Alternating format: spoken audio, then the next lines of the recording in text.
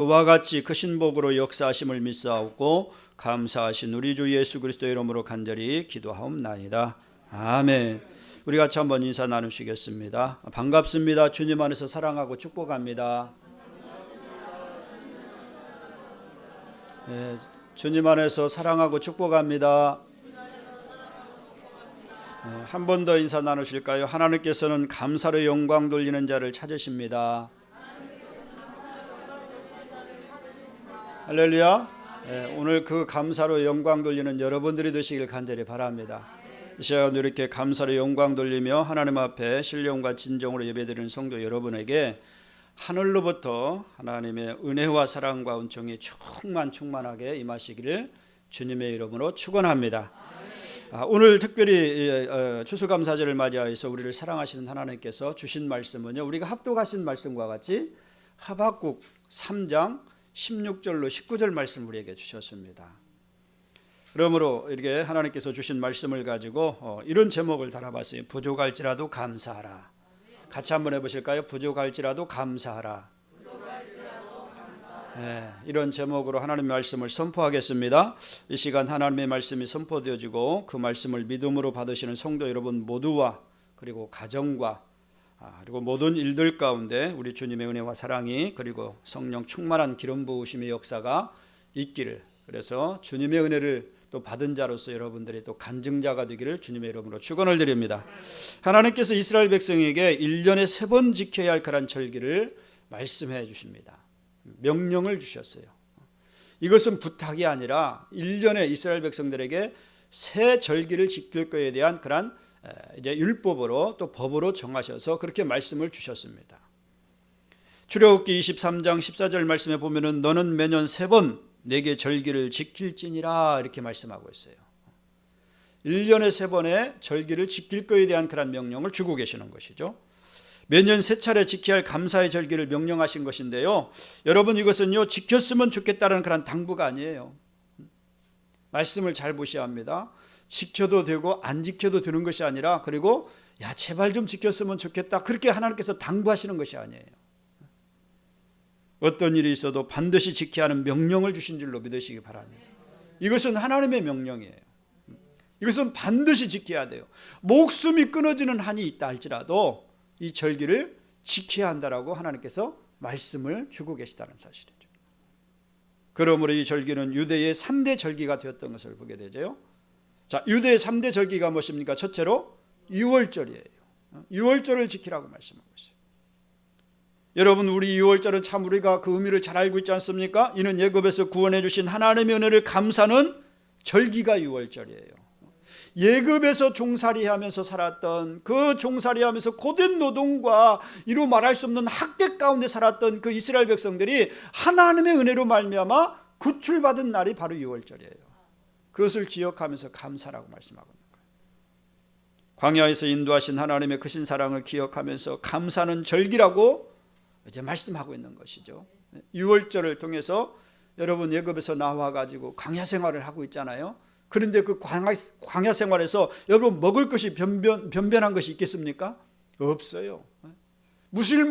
마실 물도 이제 변변하게 없는 것을 보게 되집니다. 그런데 그 가운데서 지켜주신 하나님의 은혜를 기억하면서 감사하는 것이 바로 유월절 절기라고 말씀하고 있는 거예요.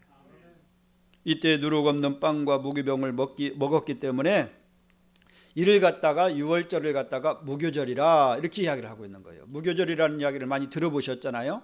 이렇게 이야기를 하고 있는 거예요. 그 다음에 두 번째로 지켜야 할 것은 맥추절입니다. 오순절, 맥추절이라고 말하고 있잖아요. 성경에서 맥추절을 지키라고 말하고 있어요. 또 신약 성경에서는 오순절이라고 이렇게 이야기를 하고 있는 것이죠. 이 절기는 오늘날 맥주감사절로서요 수고하여 밭에 뿌린 것의 첫 열매를 거두었을 때에 드리는 감사절이므로 이것을 갖다가 또 이런 그런 이제 절기라고 얘기를, 초실절이라, 참 열매를 거두어서 드리는 것을 이제 드리기 때문에 초실절이다 이렇게 불렀습니다. 그리고 보리 농사의 추수 때에 드렸던 것을 보게 됩니다. 이 절기는 유월절 이후에 7주 후에, 그러니까 유월절 사건이 있은 후에 7주 후에 드려졌기 때문에 이것을 갖다가 또 다른 말로 칠칠절이라 이렇게 성경은 말씀하고 있어요. 칠칠절이라는 말을 많이 들어보셨죠? 그래서 맥주절이 바로 이 77절이라는 얘기예요. 또 이제 날짜로는 6월절 이후에 50일째 되는 그런 날을 이제 드렸기 때문에 신약 성경에서는 앞에서도 말씀드렸던 것 같이 오순절이라 이렇게 말씀을 하고 있어요. 그래서 여러분 사도행전에 보면은 어느 때 성령이 임하셨어요? 오순절 마가 다락방에 성령의 역사가 일어났던 사건을 우리가 보게 되집니다. 그 다음에 세 번째 절기는요, 수장절이에요. 수장절을 지키라고 말씀하고 있어요. 이 절기는 가을에 거두어들인 그런 오곡백과를 이제 감사함으로 드려지는 그런 절기를 말씀하고 있는 것이에요. 이때 백성들은 들로 나가서 장막을 짓고 그 안에서 한 주간을 생활하였기 때문에 이 수장절을 갖다가 장막절이라, 우리가 성경이 기록된 것을 봤잖아요. 장막절이라. 그리고 또 초막절이라고 이렇게 불렀어요. 왜? 어디에서 지냈기 때문에요? 초막에서, 장막에서 지냈기 때문에 초막절이라 이렇게 이야기를 하는 것을 보게 되집니다. 그리고 추수하여 곡식을 저장하였기 때문에 이날을 갖다가 수장절이라 이렇게 이제 일컬어 이야기를 하고 있는 거예요. 그래서 이 수장절은요, 한 해의 마지막 추수를 마치고 하나님께 감사하는 절기를 이야기하고 있는 거예요. 오늘날 어떤 절기를 말하고 있는 거예요? 추수감사절. 이 추수감사절이 성경에서 유래된 그런 것을 가지고 청교도들이 그와 같은 절기를 만들었던 것을 보게 되죠. 그러니까 청교도들만의 어떤 그런 또 다른 그런 성경을 가지고 만든 것이 아니에요. 성경의 말씀에 기록된 하나님의 그 절기를 지키라고 하신 말씀을 근거해 가지고 하나의 농사를 짓고 나서 그와 같이 추수감사절을 지켰다는 거예요. 이것이 바로 오늘 우리가 드리는 이 추수감사절이라는 것을 여러분 생각할 수 있길 바랍니다. 그렇다면 추수감사절의 역사 유래를 한번 생각해 보시죠. 역사적인 유래를 한번 생각해 보겠습니다. 자, 추수감사절을 지키게 된 그런 역사적 유래를 이제 살펴보도록 이제 하겠는데요.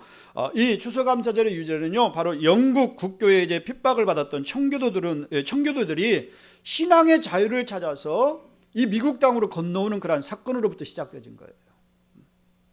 영국에서 참으로 이제 그와 같이 국교, 그러니까 국가에서 이 종교를 다스리고 지배하다 보니까요, 진정한 종교의 자유생활을 할 수가 없었다라는 거예요. 그래서 국가의 핍박을, 이 정권의 그리고 권력의 핍박을 피해 가지고 이제 그곳을 피해서 이제 떠나왔던 사람들이 청교도들이라고 얘기를 하고 있어요. 순수한 신앙을, 하나님을 향하여서 뜨거운 열정을 가지고 정말 하나님만을 섬기고자 하는 그런 마음을 가지고 떠났던 자들이 이와 같이 청교도들이었어요. 그래서 청교도들은요, 1620년에 스피드월이라는 그런 호와 두 개의 배를 가지고 떠나게 되어집니다. 그 다음에 하나는 메이플라워라는 그런 이제 배를 타고 출발하게 되어집니다. 두 배가 콜럼버스가 발견한 그런 신대륙 미국으로 떠나게 되는 것 아니겠습니까? 그러나 스피드월 호는요, 항해 도중에 물이 새는 바람에 다시금 영국으로 돌아가게 되어집니다. 항구로 다시 돌아갑니다. 물이 새가지고 도저히 항해를 할 수가 없었기 때문에 돌아갑니다.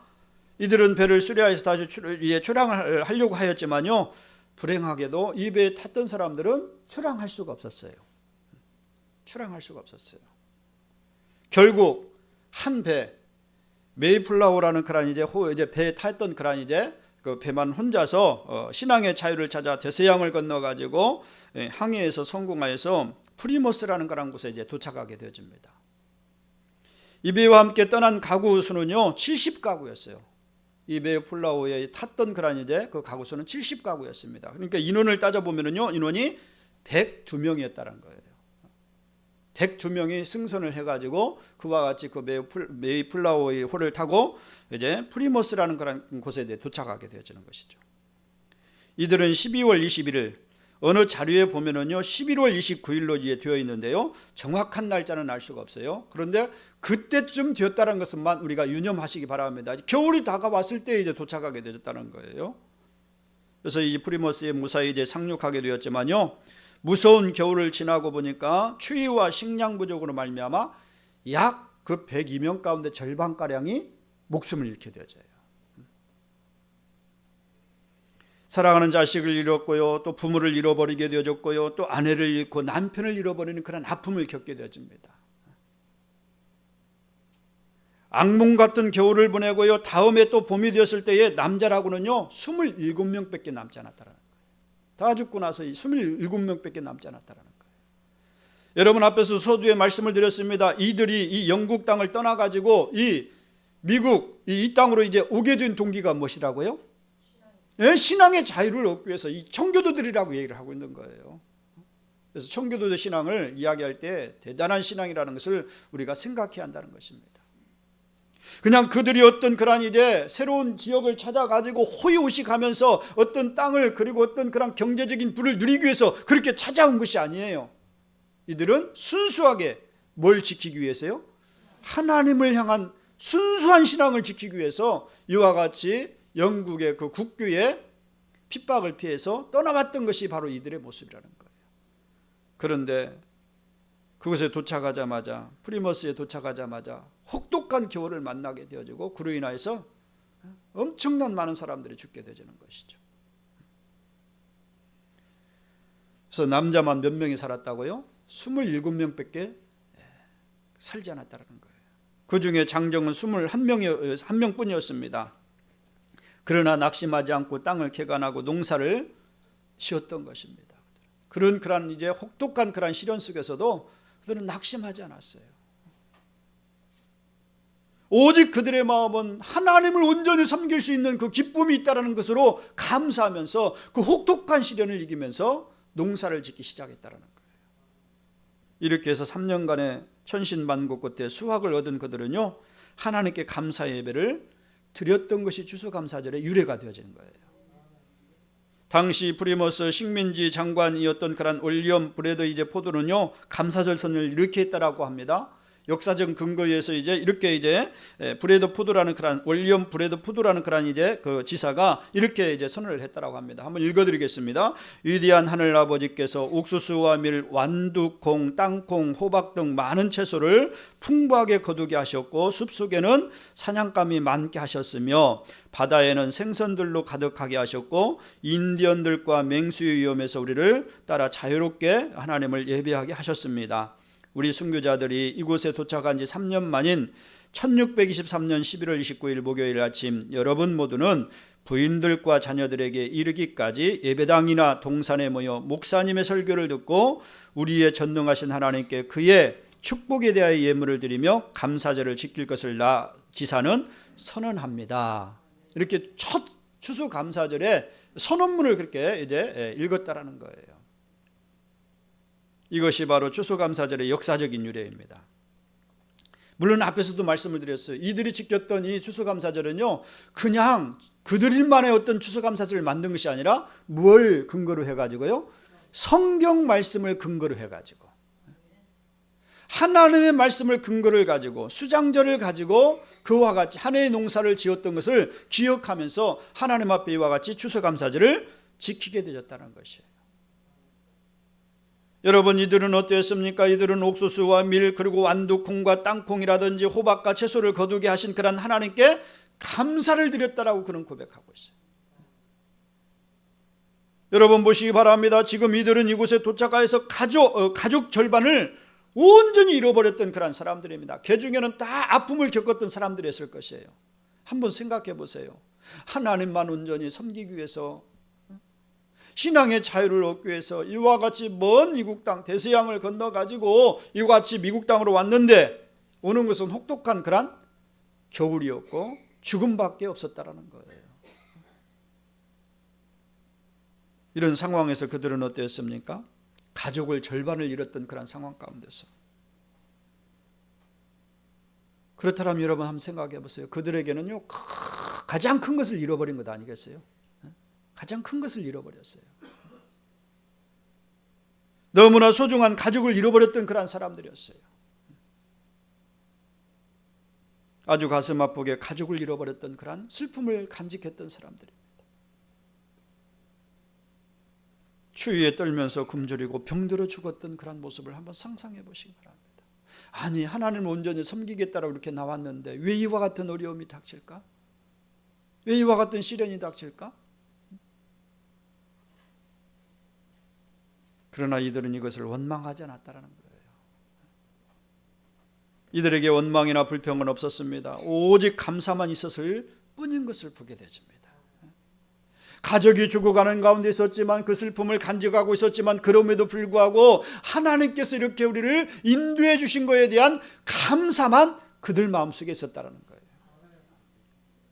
황무지를 개간하여 얻은 콩과 옥수수를 바라보면서 하나님의 은혜로 말미암아, 여러분 그들이 얼마나 신앙이 좋았겠어요.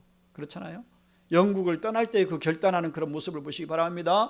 그곳에서 참으로 기반을 닦았고 모든 가족의 구성원을 이루고 있었고 그 다음에 사회생활에 있어서 나름대로의 어떤 그런 이제 기반을 닦고 있었던 그런 곳이 아니겠습니까? 영국에서. 그런데 오직 신앙만을 위해서 하나님을 온전히 섬기고자 하는 그런 마음을 가지고 떠났다는 것은요, 대단한 신앙을 가진 것 아니겠어요? 그렇습니다. 여러분, 선언문에 말씀을 드렸던 것과 같이 숲속에는 사냥감이 많게 하셨으며 바다에는 생선들로 가득하게 하셨다라고 풍부하게 거뒀다라고 하면서 감사하고 있는 것을 보게 되집니다. 그러나 여러분, 풍부해서 풍부하다라고 하는 것이 아니죠. 여기는 풍부해서 풍부하다는 것이 아니죠. 어렵고 부족할지라도 주님의 은혜가 너무너무 크고 감사하기 때문에 드리는 고백이 아니겠습니까? 그렇잖아요. 여러분, 숲속에 살던 사냥감은요, 그들이 가기 전에도 그와 같은 사냥감들은 많이 있었을 것이에요. 그렇지 않습니까? 그들이 도착했으니까 그들이 먹을 수 있도록 그렇게 사냥감을 주셨을까요? 아니에요. 그 이전에도 얼마든지 숲속에는 사냥감들이 많이 있었을 것이다라고 생각이 되어집니다. 여러분, 오늘날도 산에 가보면은요, 멧돼지 천지잖아요. 멧돼지들이 너무 많아가지고 농사를 지을 수가 없을 정도로, 고라니들이 너무 많아가지고 농사를 다, 한 해의 농사의 작물을 다 또 망치는 그런 일들이 일어나는 것을 보게 됩니다. 그러니까 없던 것을 생겨나게 하신 것이 아니에요, 하나님이. 바다에 있던 생선들도 옛날부터 그렇게 많이 있어 왔던 것 아니겠습니까? 지금도 바다에 보면은요, 고기들이 엄청 많이 있어요. 많이 있어요. 없던 것을 하루아침에 만들어 주신 것이 아니라는 것이죠. 그러나 청교도들은요, 모든 것을 가지고 하나님의 선물로 주셨다라고 그런 고백하면서 감사하고 있는 거예요. 예전에 있었지만 그것들이 자기들을 위한 하나님께서 예비하신 것이다라고 생각하였기 때문에, 하나님의 은혜로 말미암아 그것들을 주셨기 때문에 그것을 생각하고 하나님 앞에 뭐 하고 있는 거예요? 감사하고 있는 거예요. 생각해 보면은요, 원망할 일들이 얼마나 많이 있었을까요? 원망할 일들이 얼마나 많이 있습니까? 힘들고 어려운 일들이 얼마나 많았습니까? 사랑하는 가족이 전염병으로 죽고 배고파 죽었어요. 여러분, 따지고 보면은요, 감사할 조건은 거의 없고 뭔만 남아 있는 것입니까? 원망할 것밖에 남아 있지 않다라는 거예요. 만약 여러분들이 그 지경에 한번 이르렀다라고 한번 생각해 보시기 바랍니다. 그런 환경에 처했다라고 한번 생각해 보시기 바랍니다. 나는 어땠을 것인가? 어땠을까요? 원망할 조건들만 산처럼 쌓여 있을 그런 이제 가운데에서도요, 그들은 어땠다고요? 감사의 마음은요, 충만했던 것을 보게 됐습니다. 감사했다라는 거예요. 여러분, 감사할 조건이 있어서 감사한 것이 아니에요. 감사의 조건을 찾아서 감사를 드린 그들인 줄로 믿으시기 바랍니다. 뭐가 있었기 때문에 감사하는 것이 아니라 그 조건을 찾아서 하나님 앞에 감사를 드리는 거예요. 이것이 진심 어린 감사인 줄로 믿으시기 바랍니다. 그런 감사는 어떤 환경이 우리를 제어하지 못합니다. 환경 때문에 우리의 마음을 흐트러 놓지 못한다는 거예요. 그런 신앙을 가지고 그런 믿음을 가진 성도는요, 어떤 조건 속에서도, 상황 속에서도, 어떤 그런 현실 속에서도 하나님 앞에 진심 어린, 전심 어린 감사가 하나님 앞에 올려드리는 그런 성도가 되는 줄로 믿으시기 바랍니다. 오늘 읽으신 본문으로 돌아가 보면요, 하박국 선지자의 고백이 나오지 않습니까? 우리는 유명한 이 하박국 선지자의 고백을 너무 많이 들었던 사람들입니다. 하박국 선지자는요, 기원전 7세기의 이제 예언자였습니다. 기원전 7세기의 인물이었어요. 본문의 말씀은 하박국 끝 이제 부분에 이제 위치한 그런 말씀입니다. 그런데 이 본서를 갖다가 다이아몬드라고 이렇게 신학자들은 이야기를 하고 있어요. 이 하박국 선지자가 고백하는 이 고백을 갖다가 다이아몬드다 이렇게 이야기를 하고 있어요. 선지자의 놀라운 신앙 고백이 담겨 있는 것을 보게 되죠. 하박국 선지자는 하나님으로부터 유다가 멸망할 것에 대한 그런 묵시를 받고요, 큰 고통과 두려움에 떠는 것을 볼 수가 있습니다. 그래서 여러분 16절 말씀에 보면은요, 이 하박국 선지자가 뭐라고 고백하고 있습니까? 한번 16절 말씀을 같이 한번 보실까요? 내가 들었으므로 내 창자가 흔들렸고 그 목소리로 말미암아 내 입술이 떨렸도다. 무리가 우리를 치러 올라오는 환난 날을 내가 기다림으로 썩이는 것이 내 뼈에 들어왔으며 내 몸은 내 채소에서 떨리는도다. 그렇게 지금 고백하고 있어요. 그러니까 지금 이 하박국 선지자의 처한 상황을 우리가 이해할 수가 있는 것 아니겠어요? 우리가 생각할 수 있는 그런 부분이 아니겠습니까? 내가 들었으므로 내 창자가 흔들렸고, 여러분 창자가 흔들릴 정도로의 이 참 불안감이 찾아왔다는 거예요. 두려움이 찾아왔다는 거예요. 내 입술이 떨렸도다. 썩이는 것이 내 뼈에 들어왔으며 내 몸은 내 초소에서 떨리는도다. 그렇게 이야기하고 있는 거예요. 극심한 두려움 가운데 있음을 보여주는 그런 모습이 아니겠습니까? 여러분, 하나님의 심판이 얼마나 두려웠던지 뭐라고 지금 이 하박국 선지자는 이야기하고 있어요? 창자가 흔들렸다라고 얘기하고 있어요. 하나님의 심판이 얼마나 두려웠는지 여기 보시기 바랍니다. 무리가 우리를 치러 올라오는 환난 날을 내가 기다림으로. 하나님께서 유다 민족을 치시겠다라는 거예요. 그 이야기를 누가 들었어요? 하나님께로부터 이 하박국 선지자가 들었다라는 거예요. 그 이야기를 듣고 그가 그 이제 마음 상태가 어땠더라고요? 창자가 흔들리는 그런 두려움을 갖게 되었더라고요. 입술이 떨리고 뼈가 썩어지고 녹아내렸다라고 얘기합니다. 온몸이 공포에 질려 흔들리고 떨렸다는 것을 지금 이야기하고 있습니다. 하박국 선지자는요. 하나님께서는 유다 백성이 회생하지 못할 정도로 부패하고 타락하자 하박국 선지자의 예언대로 바벨론 그런 제국을 들어가지고 이 유다 민족을 심판하시는 것을 보게 되죠. 실질적으로 심판을 받았잖아요. 그래서 포로로 끌려가잖아요. 창자가 흔들리고 뼈가 썩어지고 녹아내릴 정도로 무섭게 심판을 하셨다는 것을 말씀해주고 있는 것입니다. 뿐만 아니라 기근이 들어서 온 땅이 황폐되었다라고 얘기하고 있습니다. 17절 말씀을 같이 한번 보실까요? 비록 무화과 나무가 무성하지 못하며 포도나무에 열매가 없으며 감람나무에 소출이 없으며 밭에 먹을 것이 없으며 우리의 양이 없으며 유황간의 소가 없을지라도 이렇게 이야기하고 있어요. 여러분, 무화과 나무가 무성하지 못하고 포도나무에 열매가 없고 감람나무에 소출이 없고 밭에 먹을 것이 없다? 무엇을 의미하는 것입니까? 극심한 기근이 찾아왔다는 것을 말씀하고 있어요. 땅이 완전히 황폐되었다는 거예요. 곡식들은 제대로 열매를 맺지 못하고 있고 과일나무도 제대로 열매를 맺지 못하는 그런 기근이 찾아왔다는 거예요. 그야말로 한마디로 말하면 절망의 상황이에요. 앞을 봐도 뒤를 봐도 옆을 봐도 좌우를 봐도 어디 하나 도움의 손길을 받을 수 없는 그런 절망의 상황 가운데 부딪혀 있다는 거예요. 열매와 곡식과 짐승들은 바벨론에게 모두 빼앗겨 버렸습니다. 게다가 흉년이 들어서 아무런 소출을 얻지 못하는 최악의 절망 상황 가운데 처하게 되었다는 거예요. 나라는 빼앗겼고 백성은 학살당했을 뿐만 아니라 남은 백성은 포로로 잡혀가는 비극적인 그런 상황이 눈앞에서 펼쳐지고 있다는 거예요. 그럼에도 불구하고 하박국 선지자는 이런 상황에서 여호와께 감사하고 있는 것을 보게 되죠. 하나님께 감사하고 있다는 사실입니다. 한번 함께 18절 말씀을 같이 한번 보실까요? 18절 말씀입니다. 나는 여호와로 말미암아 즐거워하며 나의 구원의 하나님으로 말미암아 기뻐하리로다. 할렐루야. 그럼에도 불구하고 그렇잖아요. 유황간에 소가 없을지라도 그러므로 나는 여호와로 말미암아 즐거워하며 나의 구원의 하나님으로 말미암아 기뻐하리로다.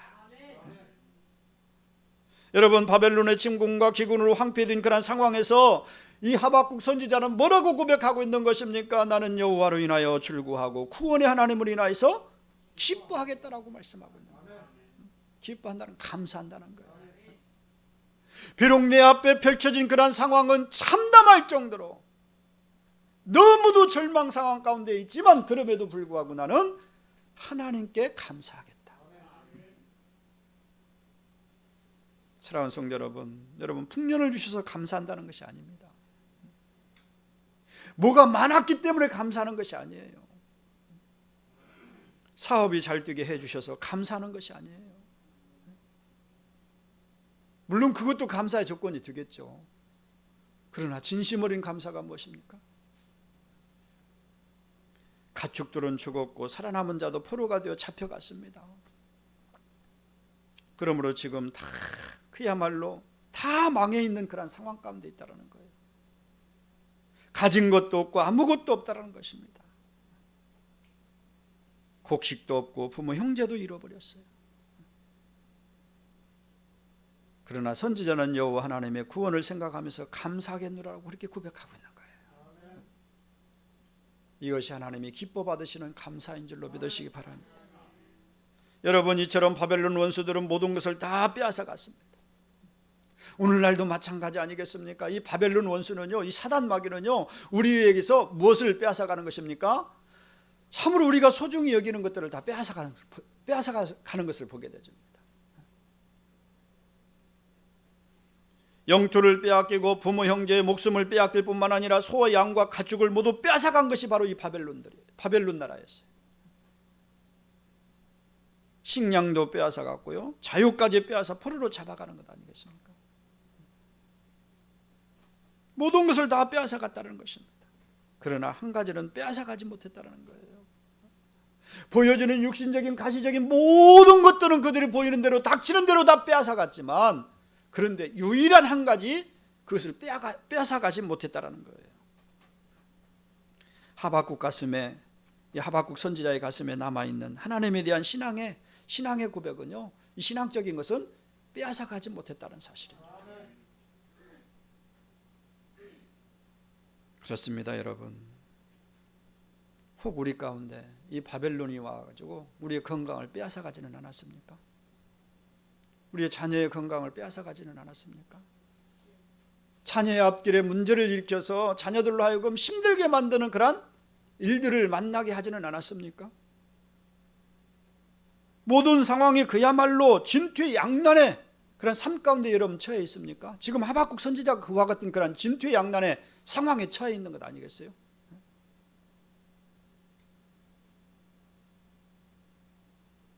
그러나 그것들이 여러분의 가슴에 남아있는 하나님을 향한 신앙은 빼앗아가지 못하는 줄로 믿습니다. 이런 신앙이 있는 한 우리는 소망이 있는 줄로 믿으시기 바랍니다. 모든 것을 다 빼앗아간다 할지라도 우리는 이 땅에 지금 누가 지배하고 있는 거예요? 사단이 지금 공중권세 잡은 사단이 이제 할 수만 있으면 믿는 사람들을 미혹하고 넘어지게 만들고 유혹하고 하나님의 자녀로서의 신분을 망각하게 만드는 그런 일들을 일삼고 있는 것 아니겠어요? 그런 가운데서 다 빼앗아 간다 할지라도 오직 하나님을 향한 우리의 신앙은, 우리의 믿음은 빼앗아 가지 못하는 줄로 믿습니다. 그런 성도가 되시길 주의 이름으로 축원을 드립니다. 선지자는 무화과 나무에 열매가 없어도 좋다라고 고백하고 있어요. 그렇잖아요? 무화과 나무에 열매가 없어도 좋다. 포도나무에 열매가 없어도 좋다. 밭에 식물이 없고 유황가에 소가 없고 우리의 양떼가 없을지라도 좋다라고 그렇게 고백하고 있는 거예요. 그러면서 그는 고백합니다. 나는 여호와로 인하여 기뻐하며 감사하겠다. 한번 주님 앞에 고백하시기 바랍니다. 하나님, 내 앞에 있는 모든 것이 다 없다 할지라도 나는 하나님으로 인하여 기뻐하며 감사하겠습니다. 할렐루야. 여러분, 이 고백이 여러분 그냥 가식적인 고백이 되지 않기를 간절히 바랍니다. 심령 깊숙한 곳으로부터 진심 어린 전심 어린 그런 고백이 되길 간절히 바랍니다. 모든 것을 다 빼앗긴 가운데서도 기뻐하며 감사하는 선지자의 모습을 한번 보시기 바랍니다. 선지자가 특별한 사람이기 때문에 그렇게 고백했을까요? 아니에요. 하나님을 향한 소망이 있는 사람은. 처음에 선지자도 막 힘들어했습니다. 여러분 1장 2장을 보면 1장과 2장을 읽어보시면요 얼마나 하나님을 향해서 원망불평을 하는지 몰라요. 왜 그렇게 했습니까? 왜 그렇게 하셨습니까? 막 따지듯이 이 하박국 선지자가 하나님을 향해서 묻고 있는 거예요. 그런데 하나님의 은혜를 깨닫고 보니까 하나님께서 얼마나 크신 능력으로 역사하시는가를 깨닫고 보니까 이제는 그렇게 고백하지 아니할 수가 없었다라고 고백하고,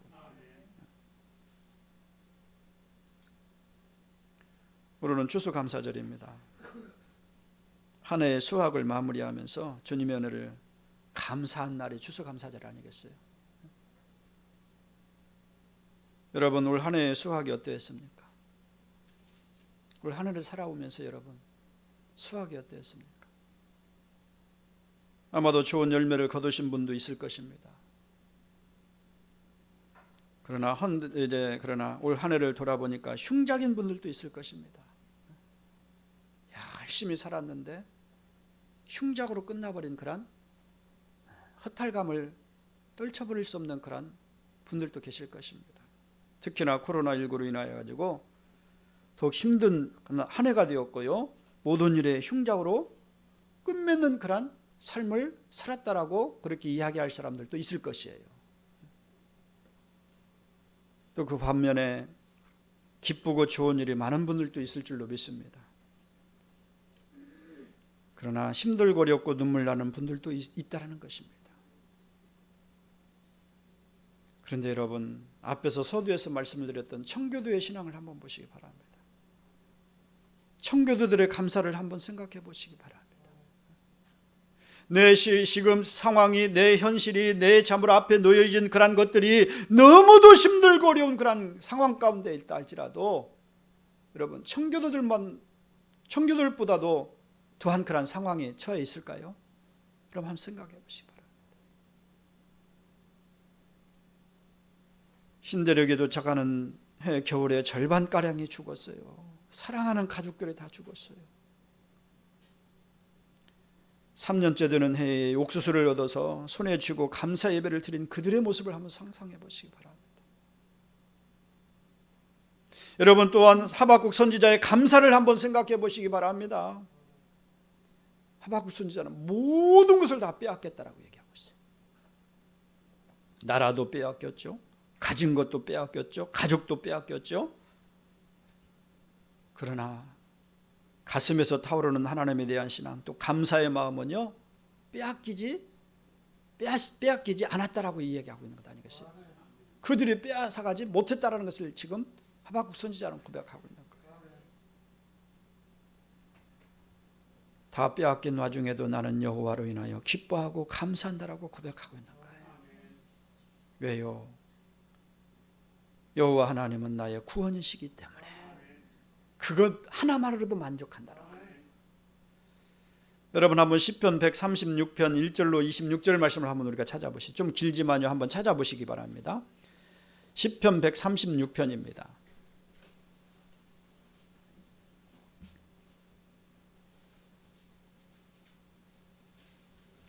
시편 136편입니다. 한번 보시기 바랍니다. 1절입니다. 여호와께 감사하라. 그는 선하시며 그 인자하심이 영원하미로다. 신들 중에 뛰어난 하나님께 감사하라. 그 인자하심이 영원하미로다. 주들 중에 뛰어난 주께 감사하라. 그 인자하심이 영원하미로다. 홀로 큰 기이한 일들을 행하시는 이에게 감사하라. 그 인자하심이 영원하미로다. 지혜로 하늘을 지으신 이에게 감사하라. 그 인자하심이 영원하미로다. 땅을 물 위에 펴신 이에게 감사하라. 그 다음에 7절입니다. 큰 빛들을 지으신 이에게 감사하라. 8절입니다. 해로 낯을 주관하게 하신 이에게 감사하라. 9절입니다. 달과 별들로 밤을 주관하게 하신 이에게 감사하라. 10절입니다. 예굽의 장자를 치신 이에게 감사하라. 11절입니다. 이스라엘을 그들 중에서 인도하여 내신 이에게 감사하라. 12절입니다. 강한 손과 펴신 팔로 인도하여 내신 이에게 감사하라. 13절입니다. 홍해를 가르신 이에게 감사하라. 이스라엘을 그 가운데로 통과하게 하신 이에게 감사하라. 바로와 그 군대를 홍해에 엎드려 트리신 이에게 감사하라. 그의 백성을 인도하여 광야를 통과하게 하신 이에게 감사하라.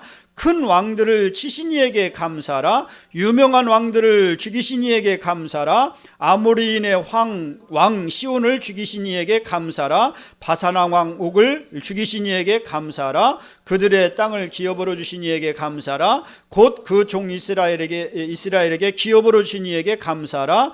우리를 비천한 가운데서 기억해 주신 이에게 감사하라. 우리를 우리의 대적에게서 건지신 이에게 감사하라. 모든 육체에게 먹을 것을 주신 이에게 감사하라. 하늘의 하나님께 감사하라. 그 인자하심이 영원하미로다. 할렐루야. 여기를 보시기 바랍니다. 특별히 이 말씀이 다 하나님께서 하신 일들이에요. 이스라엘 역사 가운데 하나님께서 이와 같이 일들을 행하신 것에 대한 그러한 시인은 그렇게 이제 기억하면서 하나님 앞에 고백하고 있어요. 시인은 창세 이래 이스라엘 역사를 돌이켜볼 때에 하나님의 인자하심이 영원하시다는 사실을 그는 기억하고 있는 거예요. 그래서 그는 뭘 말하고 있는 것입니까? 없는 것을 붙여갖고 이야기하는 것이 아니라 역사 가운데 일어났던 것을 상기하면서 하나님이 그렇게 일하신 것에 감사하면서 뭐라고 고백하고 있어요? 그 인자하심이 영원하미로다. 저는 이 말씀을 읽으면서 모든 것이 다 감사한 일이에요. 우리에게 적용해 보시기 바랍니다. 우리에게 생명을 주신 이에게 감사하라. 호흡을 주신 이에게 감사하라. 모든 삶의 여정을 인도하신 이에게 감사하라. 시마다 때마다 은혜 날개 아래 품어주시고 인도하신 이에게 감사하라. 얼마나 우리가 찾아서 감사할 일들이 얼마나 많이 있습니까? 특별히 23절 말씀에 보면은요, 이렇게 우리를 비천한 가운데서도 기억해 주신 이에게 감사하라. 비천한 가운데서 우리를 기억하신 하나님이시라고 말하고 있어요. 여러분, 우리가 얼마나 비천한 인생입니까? 그런 인생을 구원하시기 위해서 누구를 보내주셨어요? 그런 인생들을 누가 기억하셨다고요? 하나님이 기억하셨어요. 그런 인생들에게 누구를 주셨어요? 예수님을 이 땅에 보내주셨어요. 예수님을 이 땅에 보내주셨다는 사실, 얼마나 감사한 일이에요. 이것을 생각하면은요, 감사하지 않을 수가 없는 것 아니겠어요? 또 다니엘 기도에 그 강사들을 이야기하지 않을 수가 없어요. 여러분, 특별히 또 문화 선교사로 또 활동하고 김광식이라는 또 이제 색소폰, 박광식 색소폰 또 이렇게 연주자, 그 여러분 간증을 들어보셨잖아요. 그가 주님을 만나고 나서 그 삶이 변화가 되었어요. 의식이 변화가 되었어요. 생각이, 사고가 변화가 일어났던 것을 보게 되집니다.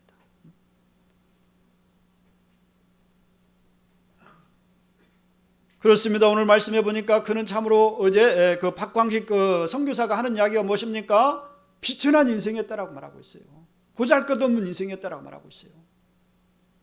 그런데 하나님을 만나고 나니까 인생의 가치를 깨달았다는 거예요. 그것을 깨닫고 나니까 내가 어떻게 살아갈 것인가? 죽음 앞에서 두려워하지 않냐고. 저 이슬람권의 가수도요, 여러분, 이 색소폰을 가지고 찬양을 했다라고 하지 않습니까? 목숨을 내어놓은 총뿌리가 겨누고 있는 가운데서도요, 그와 같은 그런 사역을 감당했다라고 얘기하고 있지 않습니까? 그렇습니다. 비천한 우리 인생들을 구원해 주신 그 하나님의 은혜, 다른 것 없어요. 그렇잖아요? 그런 인생들을 구원해 주신, 기억하셨다는 거예요. 나를 기억하고 계셨다는 거예요.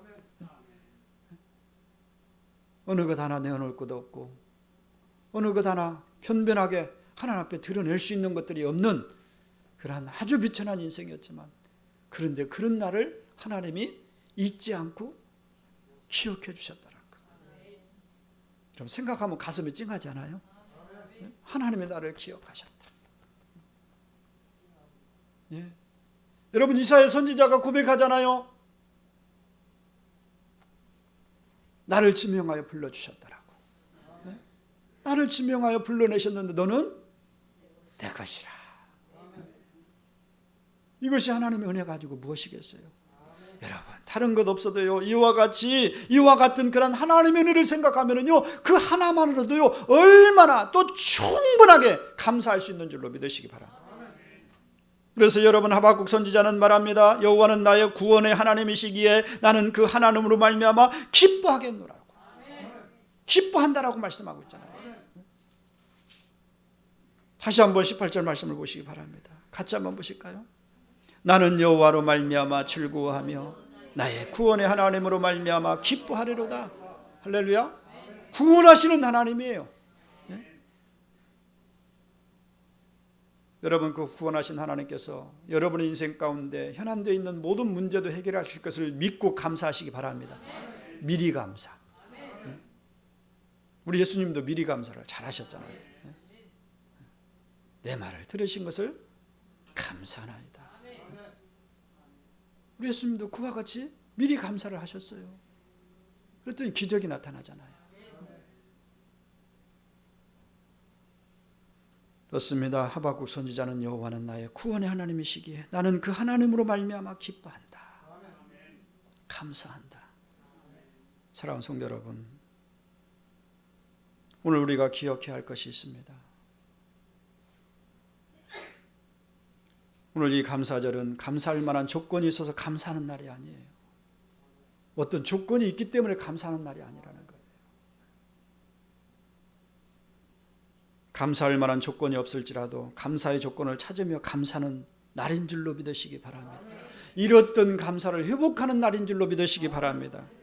얼핏 생각하면 감사할 일이 별로 없을 것이에요. 감사하는 것이 있는가 한번 여러분 적어보라면요 굉장히 많이 머뭇거릴 거예요. 왜? 평소에 감사에 대한 것을 생각하지 않았기 때문에. 한번 써보려고 하면요 굉장히 고민이 많이 들 때가 많이 있어요. 뭘 감사하지? 감사할 것이 별로 없는데. 그렇게 생각할 거예요. 신나는 일이 별로 없는데. 코로나19로 인해 갖고 참 이제 여러분 또 뉴스를 들었잖아요. 마스크 쓰지 않냐면 10만 원 벌금을 묻는데요. 참 살아보지 못한 세상을 지금. 에? 그런데 거기에 보니까 설교자는 예의를 두고 있더라고요. 한춘자 집사님 감사합니다. 저도 쓸까 말까 고민을 했는데 쓰면은 조금 지칠 것 같아가지고 제가 벗었어요. 양해해 주시기 바랍니다. 근데 저 혼자 안 쓰고 있어도 여러분 다 쓰고 계시면 괜찮아요. 네. 서로 안 쓰면 문제가 되지만 그래요. 여러분 이 상황을 보면은요 참 한 번도 겪어보지 못한 세상을 지금 살아가고 있는 것 아니겠어요? 여러분 마스크 때문에 이 벌금 무는 세상이 올 줄 누가 생각했어요? 네? 일상생활에 끼고 다녔던 내 건강을 챙기기 위해서 썼던 이 마스크를 안 쓰면은 이제는 벌금을 문대요. 여러분 생각하면 뭐가 감사하겠어요? 감사할 일이 없잖아요. 그러나 여러분 하나하나 생각해 보시기 바랍니다. 사실은 어느 것 하나라도 감사하지 않은 것이 없는 것을 보게 되죠. 우리가 곰곰이 한번 생각해 보면은요 모든 하나님의 은혜에 감사하지 않을 것이 없어요. 저는 적어도 그렇습니다. 제가 살아온 그런 나날들을 보니까요 감사하는 그런 일들이 너무 많더라는 거예요. 안 된 것도 많이 있지만 그 기쁜 날도 이제 그 즐거운 날도 그렇게 보면은요 많지 않았다는 것을 또 생각할 수 있지만 그럼에도 불구하고 그 가운데서 하나님이 나를 인도해 주셨다는 거예요. 대표적인 예입니다.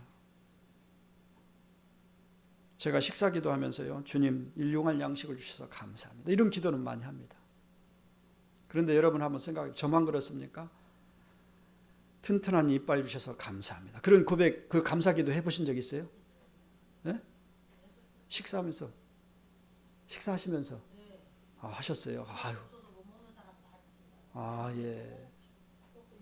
아유, 우리 권사님 계셔서 다행입니다. 저는 가만히 생각해 보니까 일용할 양식을 주신 것 감사합니다라면 했지, 이 이빨을 주신 것을, 튼튼한 이빨 주신 것을 감사합니다, 식사 기도하면서 그런 기도를 해본 적이 없는 것 같아요. 근데 이빨의 고마운 이 존재를 몰랐기 때문에 감사하지 않는 것 아니겠어요? 그런데 어느 날 여러분 이빨 이상이 생기니까 그때서 비로소 이빨의 고마움을 깨닫게 되어지더라는 거예요. 제 이빨을 지금 몇 개를 세웠어요. 충치가 먹어가지고 때려갖고 치료를 받았고, 충치 먹었을 때 오는 그 고통, 치통 여러분 겪어보셨잖아요.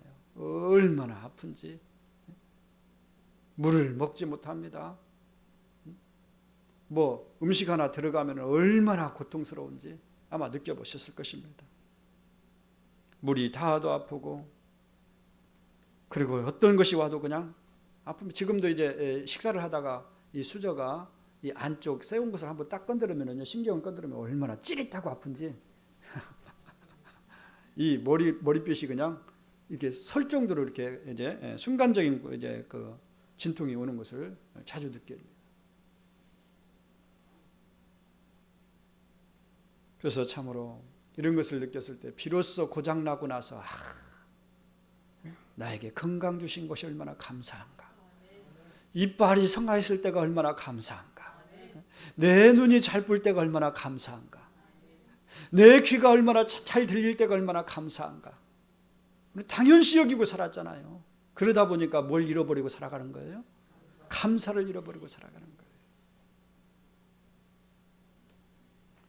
이렇게 사람들은 진정 고마운 것을 갖고 있으면서도요, 고마움을 깨닫지 못할 때가 참 많이 있어요. 그러다 보니까 감사를 잃어버리고 살아갑니다.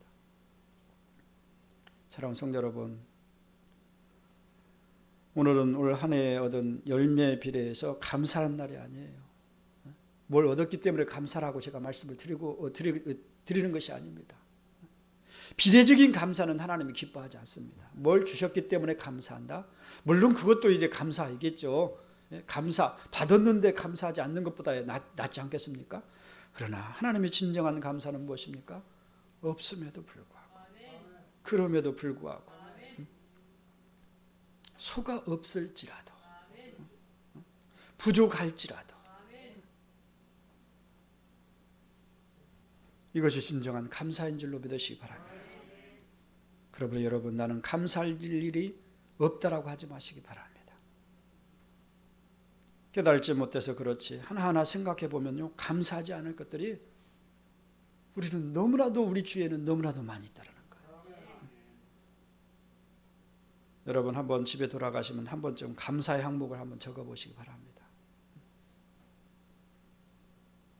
그냥 막연하게 감사합니다라고 하는 것이 아니라 하얀 백지에 한번 구체적으로 이렇게 하셨기 때문에 감사해요. 여러분 136편 말씀을 우리가 읽어봤잖아요.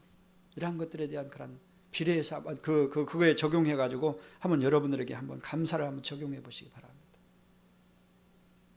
하나둘 적어가다 보면은요, 감사할 내용이 자꾸만 늘어나는 것을 체험할 수가 있는 것 아니겠어요? 그리고 나에게 이렇게 감사한 일이 많구나 하는 그런 사실을 새삼 놀라게 될 줄로 믿습니다. 그리고 생각해 보시기 바랍니다. 죄로 인하여서 멸망받아야 했던 그런 우리가 아니었습니까? 죄와 허물로 죽었던 인생 아니겠어요? 성경은 그렇게 말씀하고 있어요. 죽을까 하노라가 아니라, 멸망받을까 하노라가 아니라 이미 죽었고 멸망을 받았어요. 그런데 그런 인생들을 어떻게 됐어요? 살리셨어요. 주님의 은혜와 사랑이 아니었다라면 나는 영원한 지옥불에 살아야 할 존재였다는 사실이에요. 이 은혜를 생각하면 감히 감사하지 아니할 수가 없는 것 아니겠어요? 하나님의 아들 예수 그리스도께서 속죄양이 되셔가지고 십자가에 달려 피 흘리심으로 말미암아 우리의 모든 죄를 다 사하셨고, 우리를 단번에 죽음에서 생명으로, 영원한 멸망에서 영원한 영생으로 우리를 구원해 주신 줄로 믿으시기 바랍니다. 하나님의 거룩한 아들이 되게 하셨고, 영생을 누리는 하나님의 자녀가 되게 하신 것, 얼마나 감사한 일이에요. 이 구원의 은혜를 생각하면서 드리는 감사, 이 감사는요, 그 어떤 감사보다도 귀한 감사임을 여러분 잊지 마시기 바랍니다. 말씀을 맺습니다. 하박국 선지자는 고백합니다. 다시 한번 우리가 17절, 18절 말씀을 같이 한번 보실까요? 비록 무화과 나무가 무성하지 못하며 포도나무에 열매가 없으며 감람나무에 소출이 없으며 밭에 먹을 것이 없으며 우리의 양이 없으며 유황간에 소가 없을지라도 나는 여호와로 말미암아 즐거하며 나의 구원의 하나님으로 말미암아 기뻐하리로다. 할렐루야. 예. 독일의 한 중년 기독교인이 대학병원에 수술해서 설암 때문에 혀 절단 수술을 받게 되었다고 합니다. 이 혀에 암이 들어가지고 이 혀를 절단해야 한다는 그런 수술을 받게 되었어요. 그리고 수술실에 들어갔습니다. 마취 주사를 손에 든 의사가 잠시 머뭇거리다가 이 사람에게 이야기를 합니다. 마지막으로 남긴 말이 있습니까? 이제 글을 쓸 수는 있지만 다시는 말을 할 수가 없을 것입니다. 말할 수 있는 기회는 없는데 이제 지금 마지막 기회입니다. 마지막으로 한 말이 있으면 하십시오. 의사와 간호사 등 여러 사람이 수술에 들어가기 전에 이 사람이 이제 그 대답을 기다리고 숙연하게 이제 기다리고 있었어요. 그러자 환자의 눈에서 두 줄기의 눈물이 흐르더니 이런 고백을 하더라는 것입니다. 주님 감사합니다. 주님 감사합니다. 주님 감사합니다. 이렇게 3번을 주님께 감사하고 이제 됐습니다 하고 수술에 들어갔다는 이야기예요. 사랑하는 성도 여러분, 감사는 실로 신비롭습니다. 감사하는 자는 기적이 일어나는 줄로 믿으시기 바랍니다. 두 눈의 눈물이 흐르면서도 감사를 드렸던 이 설암에 걸렸던 이 사람, 벙어리가 되어서 감사하고 이제 참으로 감사하지 못하는 그런 말로도 이제 표현할 수 없는 그런 상황 가운데서 그가 마지막으로 남긴 것이 또 다른 말들이 얼마나 많았겠어요. 그렇잖아요. 그런데 주님 감사합니다. 주님 감사합니다. 주님 감사합니다. 혀가 잘라지는데 뭐가 감사해요? 이것이 진정한 감사가 아닐까요? 이것이 주님이 기뻐하시는 감사가 아닐까요? 벙어리가 되어 감사하고 열매가 없어도 가축이 없고 식물이 없어도 감사하고 기뻐한다라고 말하고 있잖아요. 사랑하는 성도 여러분, 하나님께서 나를 구원하시기 위해서 독생자를 십자가에 내어주신 그 은혜, 그것 하나만 생각해도 내 가슴이 벅차오를 줄로 믿습니다. 여러분, 이것이 벅차오르지 않는다면 이것을 회복할 수 있길 간절히 바랍니다. 다른 것이 아니라 나 같은 죄인을 구원해 주신 그 은혜, 그 은혜가 너무나도 감사하다는 것. 주님께서 나를 사랑하시니 감사하고 지금도 나와 동행하시니 감사하고 나의 아버지가 되시고 나의 보호자가 되시니 감사하고, 그러므로 여러분의 심령 깊은 곳에서 귀한 감사의 고백이 아버지 하나님 앞에 올려드리길 간절히 바랍니다. 마르지 않는 샘물처럼 주님을 향한 감사의 고백이 여러분의 심령에 날마다 가득하시기를 소망하면서 그런 감사의 삶 가운데 하나님은 분명히 응답해 주실 줄로 믿습니다. 10명의 문둥병자가 고침을 받았지만 그 중에 한 사람이 돌아와서 예수님께 감사의 고백을 드리잖아요. 그랬더니 뭐라고 말씀하십니까? 네가 네 영혼이 구원을 받았다. 영혼 구원뿐만 아니라 모든 삶 가운데서도 감사의 기적이 일어남을 믿고 여러분, 이런 감사의 고백이 날마다 흘러 넘칠 수 있기를 주님의 이름으로 축원을 드립니다. 기도하시겠습니다. 하나님 아버지, 아버지의 크신 은혜와 사랑을 감사합니다. 부족할지라도 아버지 하나님 감사를 드립니다. 주께서 나를 사랑하시기에 감사하고요. 지금도 나와